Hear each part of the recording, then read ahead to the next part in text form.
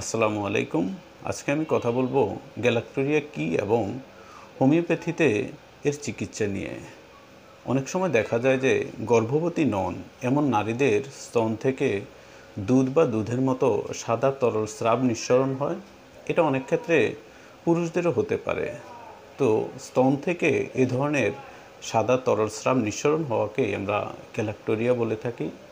গ্যালাক্টোরিয়ার হোমিওপ্যাথিতে ভালো ট্রিটমেন্ট রয়েছে, আর আমরা এর জন্য যে ওষুধগুলো ব্যবহার করে থাকি তার মধ্যে উল্লেখযোগ্য হচ্ছে অ্যাসাফোটিডা, মার্কসল, পালসিটিলা, বোরাক্স, ফাইটোলাক্কা।